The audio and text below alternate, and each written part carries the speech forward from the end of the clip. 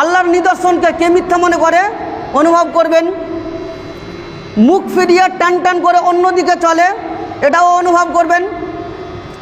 যারা আল্লাহর আইনকে মানবে না, অগ্রাহ্য করবে, তারাই আল্লাহর আয়াতকে মিথ্যা মনে করে।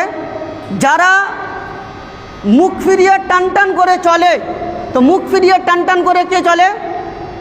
মসজিদে আজান হচ্ছে, হাইয়া আলাস সালাহ বলে আজান করলো, বিড়ি টানতে টানতে খৈনি মুখে ভরতে ভরতে দিলরুবা, বিমল, রজনীবস, 5000 শিখন, আরও বহুত রকমের এই নিশার দ্রব্য আছে, এগুলো আজান হচ্ছে আর মসজিদের গেটের সামন দিয়ে হাঁটতে হাঁটতে টানকে মিথ্যা মনে না করতো এবং মুখ ফিরিয়ে টান টান করে না চলতো, তাহাতে গেলে যেমন মুয়াজ্জিন আজান দিল, এটা ডাক হলো আল্লাহর, সঙ্গে সঙ্গে মসজিদে এসে হাজির হয়ে যেত। কিন্তু মসজিদকে বুড়ো আঙুল দেখিয়ে আরও যেটা নাফরমানি কাজ, একে তো নামাজ পড়লো না, আল্লাহর ফরজ ইবাদতকে ইনকার করলো, অগ্রাহ্য করলো, অমান্য করলো, অস্বীকার করলো, টান টান করে মসজিদকে খরচ করে বিড়ি টানতে টানতে চলে গেল, আরও দ্বিতীয় নম্বর অপরাধ করলো। তাহলে এই কি মিথ্যা মনে করলো না? আল্লাহর আয়াতকে অগ্রাহ্য করলো না, আল্লাহর নিদর্শনকে অস্বীকার করলো না, এবং মুখ ফিরিয়ে টান টান করে চললো না? চললো। তথাপি এদেরই গাল বাড়াই করে কথা শুনুন, আল্লাহ আমাকে ভালোবাসে, নাহলে আল্লাহ এত ধন দৌলত দিল কেন?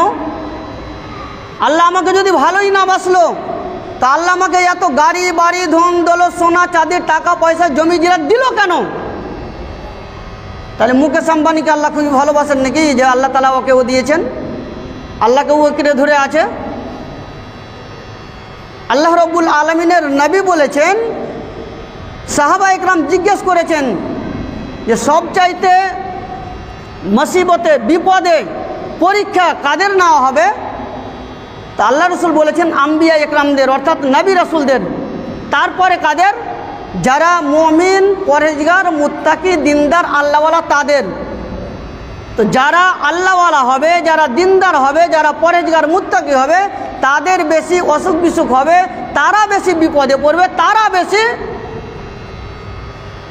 আপনার আল্লাহর আইনের সামনে মাথা নত যারা বেশি করে, তারা বেশি বিপদে, ক্ষতিগ্রস্ত হতে পড়বে। মানে